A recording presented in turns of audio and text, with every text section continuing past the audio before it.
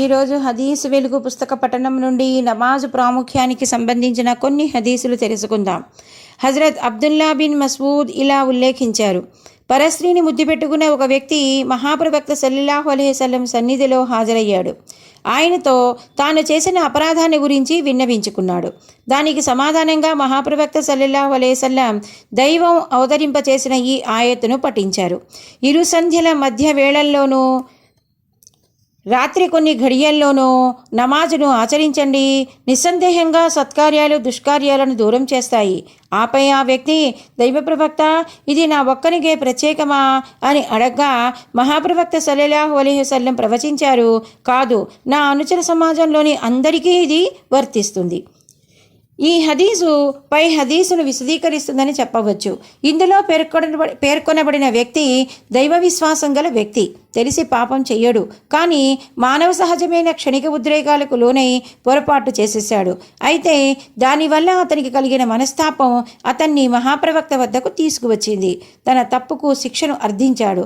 అప్పుడు మహాప్రవక్త హూద్ సూరాలోని 114వ ఆయత్ పఠించి తదనుగుణంగా నడుచుకోమని చెప్పి పంపించారు. అందులో 5 వేళల నమాజును ఆచరించే ఆదేశంతో పాటు సత్క్రియలు దుష్కర్మల నివారణగా పరిణమిస్తాయనే సత్యాన్ని బోధించడం జరిగింది.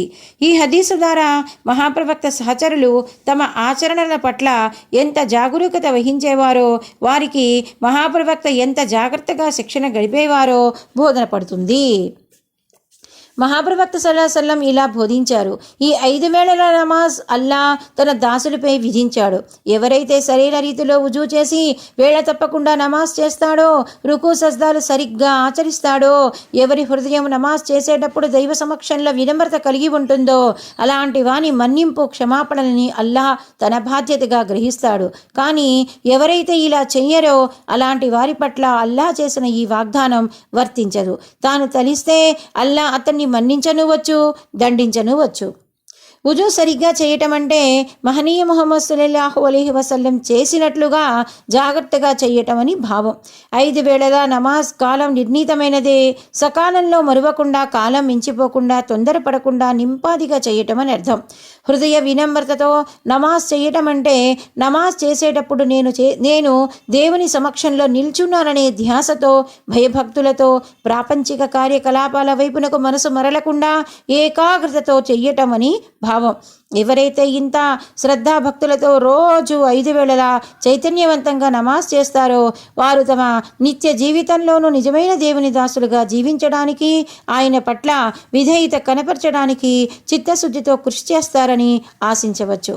అలాంటి వారికి కాకపోతే మరెవరికి లభిస్తుంది దేవుని క్షమాభిక్ష? అబ్దుల్లా బిన్ అమ్ర్ బిన్ అల్ ఆస్ రజియల్లా అన్హు ఇలా ఉల్లేఖించారు.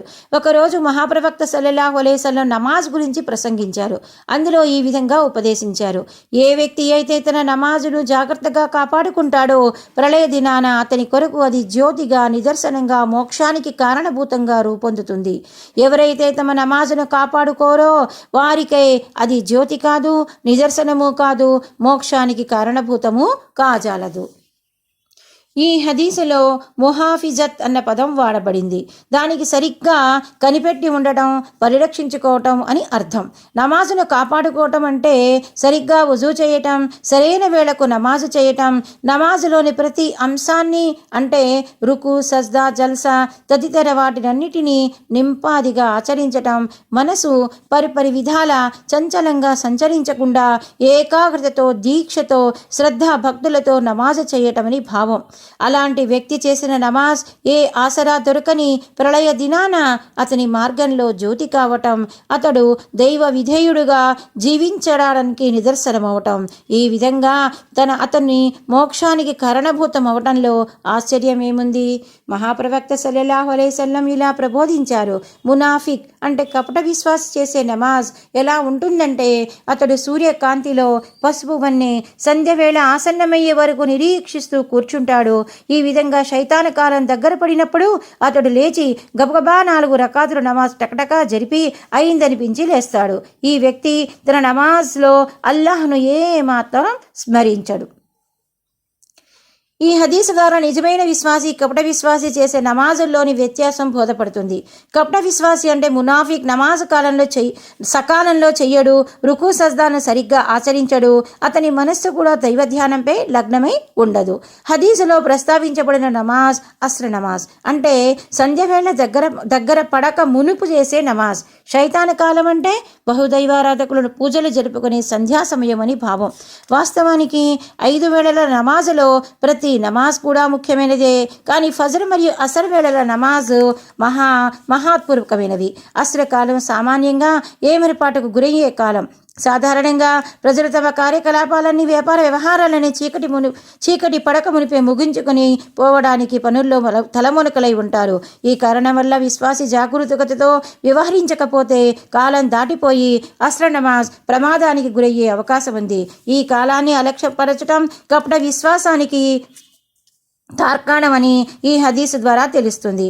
అలాగే ఫజ్ర్ నమాజ్ కూడా ముఖ్యమైనది. రాత్రి చివరి భాగంలో సూర్యోదయం కంటే ముందు గాఢ నిద్రవేళ మనిషి ఆంతర్యంలో నిజ విశ్వాసం లేకపోతే అతడు తన సుఖనిద్రను వదిలి దైవ ధ్యానం కొరకు లేవలేడు.